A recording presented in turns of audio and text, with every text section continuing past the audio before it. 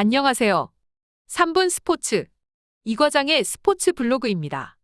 여자 배구는 8월에 있는 코보컵을 시작으로 9월 세계선수권과 10월 V리그 개막으로 이어지는 일정이 예정되어 있습니다.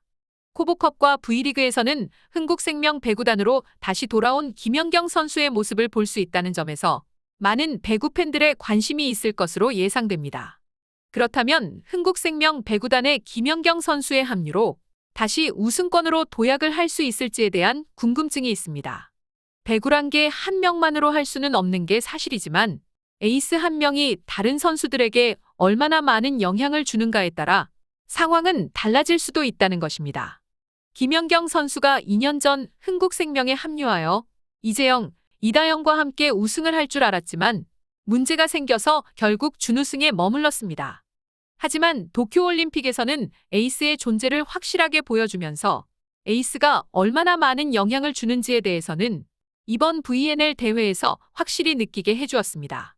김연경이 합류한 흥국생명 배구단은 2년 전과는 다른 상황에서 시작을 해야 할 것으로 보입니다. 하지만 지난 시즌 힘들었지만 이주아와 김채연으로 이어지는 센터라인은 V리그 어느 팀들과 경쟁에서도 밀리지 않는 포지션입니다.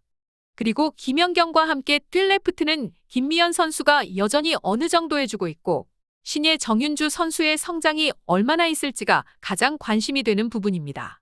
라이트에는 인삼공사에서 뛰었고 증명된 옐레나가 합류한다는 점에서는 확실히 안정적이긴 합니다.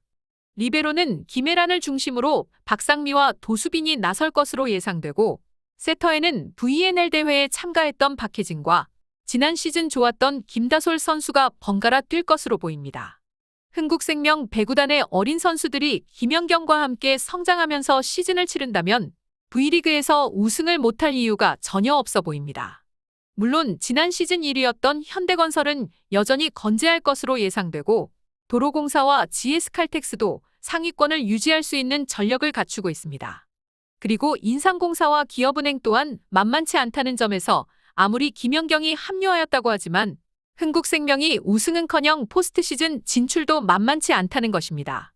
그리고 페퍼도 지난 시즌만큼 그렇게는 무너지지 않을 것으로 보여 V리그 시즌 자체는 재미가 더해질 것으로 보이는데 흥국의 성적은 아무리 김연경이 합류하였다고는 하지만 장담하기는 어렵다는 게 사실입니다.